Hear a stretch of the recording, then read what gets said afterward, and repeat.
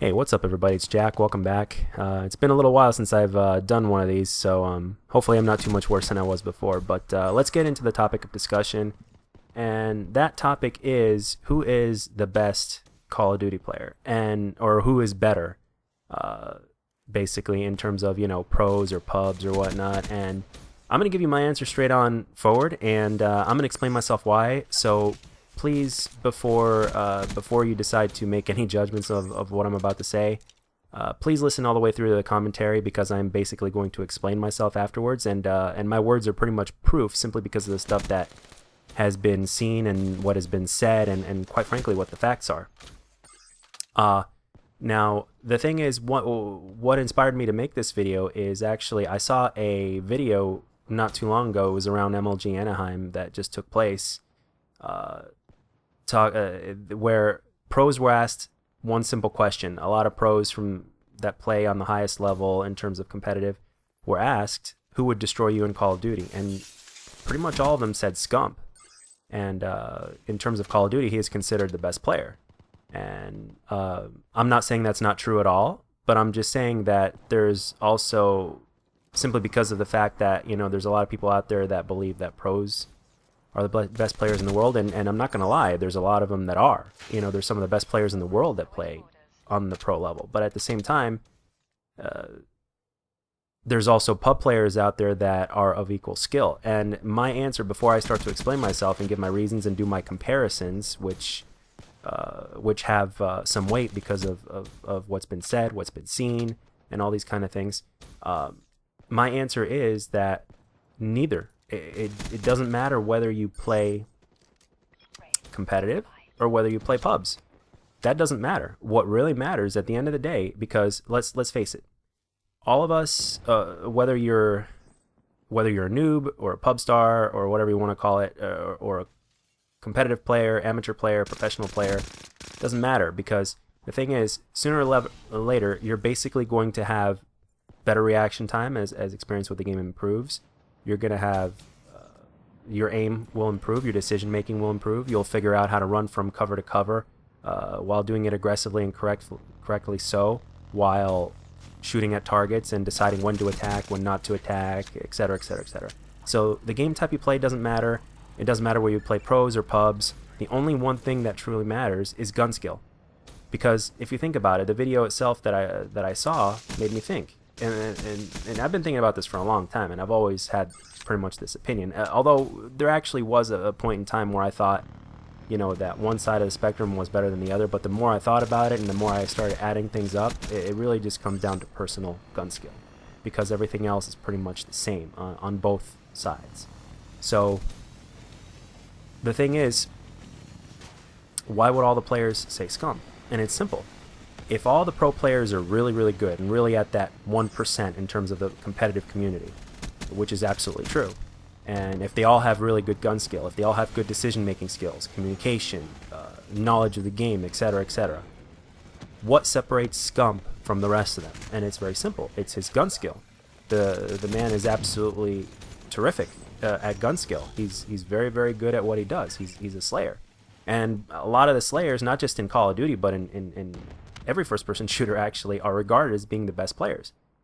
Slaying is what makes the difference in the game. No matter how objective-based the game type that they're playing may be or what the rules are, the best slayers are the ones that make the difference, which is also why, in my opinion, Optic Gaming right now has been dominating so much for like the last year and a half or 2 years or whatnot in Call of Duty.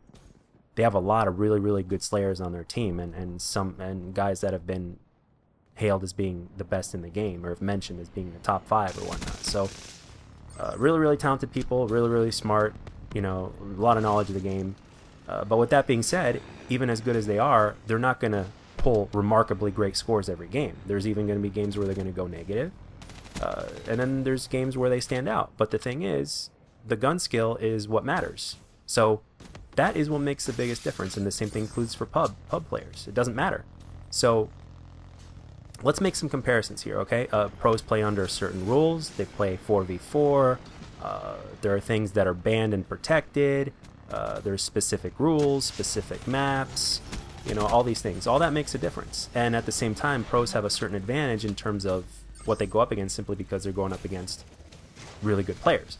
Now, of around the same skill level. Now, on the pub side, usually you have 6v6, so there's more targets to worry about, and there's more room for bullshit that's going to happen. And let's admit it, you know, there's a lot of bullshit that happens in Call of Duty. A lot of bullshit deaths, a lot of different crazy OP classes. I mean, you name it. So a pub player that plays solo, for instance, and you know, they obviously play for the win, but at the same time they go for higher scores or whatnot, and try to get good feeds or whatever their objective is. The thing is, they're also dealing simultaneously with more BS because there's nothing that's banned and protected. I mean, granted, most players that play pubs are much less skilled than a you know, professional Call of Duty player, or you know. But at the same time, there are also other things that come into play as well. There's not always, you know, noobs on the other side. You know, that they go up against. There's also the fact that there's also other good players out there, and it does happen. Granted, it doesn't happen nearly as often as it does in competitive, but you guys get the point of what I'm trying to say. And when you add up all these different things, it really ends up being even on both sides in terms of what the pub players deal with and what the pro players deal with. So when it comes down to it, the only thing that separates the men from the boys, so to speak, is the gun skill. And the ones that have the best gun skill are the best player, the better player, because everything else is even. All the good players are going to have good reaction time, good decision-making skills, knowledge of what they're doing in terms of the game type they play or the type of game they play in terms of pubs or competitive. So when it comes down to it, it's basically gun skill. It really is that simple. So because there's been so many comparisons, and the thing is, you know, I respect both sides of the spectrum. I watch both competitive and pubs as well. And the thing is, there's even pub players out there that don't always put on their OP classes as well. There are pub players out there that basically challenge themselves by purposely nerfing themselves in order to improve at the game. And, you know, some of them will even turn up their sensitivity. Some of them will turn off their aim assist. Some of them will create all sorts of goofy classes that make absolutely no sense whatsoever and try to get crazy scores with them. Some of them are going to try to do the nuked out free-for-all without any score streaks, or some of them won't use their specialists. I mean, you name it. There's all sorts of different possibilities. Granted, it doesn't happen that often, but yet there are really good players out there that do that. And, you know, again, from the pro standpoint, you know, again, they're playing against the best players. There's all sorts of, there's different things. Their communication is on a whole other level. They know their call-outs like really well. They know what's really effective and what's not.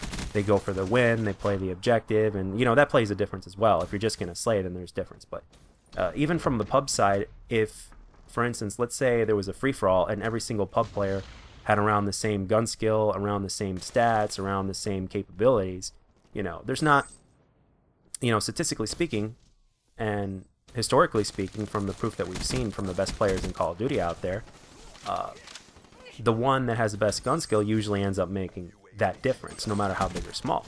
And the thing is, if there was going to be a free-for-all with, you know, players of the same skill level, even the best player is not going to come out on top all the time.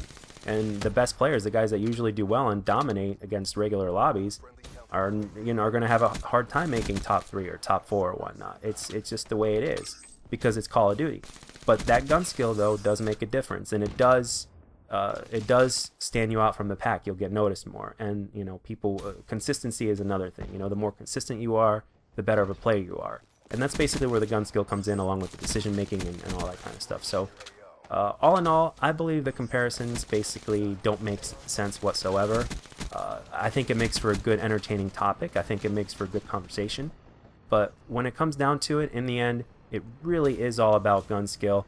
And that really is what makes the difference, regardless of what game type you play, or whether you're a competitive player or a pub player. And that is my 2 cents on it. And that's pretty much what I wanted to say. And before I close this video out, there's like another minute or so left. Before I close this video out, I just wanted to say something really quick. It's a little bit closer to heart, and that is my last video that I posted. I posted basically a dedication video to my father, who basically passed recently, and I just wanted to say that there are a few of you that left comments saying your condolences or whatnot, and I just wanted to say thank you very much. And it makes the biggest difference in the world, because one of the things that I ended up learning in the passing of my father is that life constantly surprises you. And I don't just mean because he passed. I mean simply because of the fact that I learned that as alone as you think you are in this world, it doesn't always seem that way. You know, you're not as alone as you think you are. And even those little comments by a few of you that, you know, left a few comments on that video, it really meant the world to me. So it's the thought that counts, and I just wanted to say I really appreciate it. I've also got some more videos coming up that are really interesting. One is going to be talking about E3. I'm going to wait for that to be over before I talk about it. Also, my thoughts on COD XP that they've announced that they're bringing back, and you'd be surprised at what I think about that. And also a multiple part video in multiple categories explaining what I would do if I owned Call of Duty. And the first video is actually going to be about the community, because the community is the most important part of Call of Duty, in my opinion. So that's what I got for this one, guys. Thank you very much for watching, and I'll catch you guys very soon on the next video.